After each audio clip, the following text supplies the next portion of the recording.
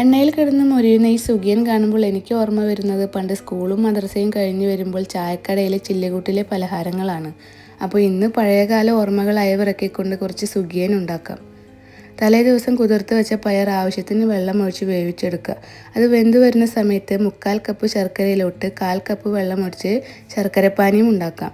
അതോടൊപ്പം 1/4 ടീസ്പൂൺ ചെറിയ ജീരകം, 3 ഏലക്ക, 1 ടീസ്പൂൺ പഞ്ചസാരയും കൂടി പൊടിച്ചെടുത്ത് മാറ്റി വയ്ക്കുക.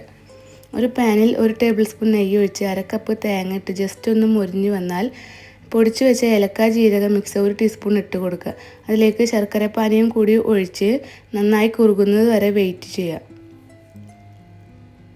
ശർക്കരപ്പാനി നന്നായി കുറുകി വന്നാൽ അതിലേക്ക് വേവിച്ച് വെച്ച പയറും കൂടി ഇട്ട് മിക്സാക്കി സുഖിയാനിലേക്കുള്ള ഫില്ലിങ്സ് ഇവിടെ റെഡിയായി. ഇനി ഇതിലേക്കുള്ള ബാറ്റർ റെഡിയാക്കാം. അതിന് 1/2 കപ്പ് മൈദ, 1 ടേബിൾ സ്പൂൺ അരിപ്പൊടി, 1 ടീസ്പൂൺ പഞ്ചസാര, 1/2 ടീസ്പൂൺ മഞ്ഞൾപ്പൊടി, ആവശ്യത്തിന് ഉപ്പും വെള്ളവും ചേർത്ത് നന്നായി കലക്കിയെടുക്കുക.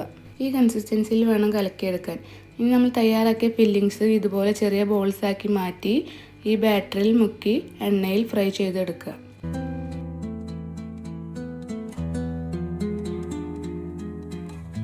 പഴയകാല ഓർമ്മകൾ എല്ലാവരുടെയും മനസ്സിൽ കാണില്ലേ? അതൊരു പ്രത്യേക ഫീൽ തന്നെയാണ്. എന്തായാലും നിങ്ങളും ഇതൊന്ന് ട്രൈ ചെയ്ത് നോക്കൂ.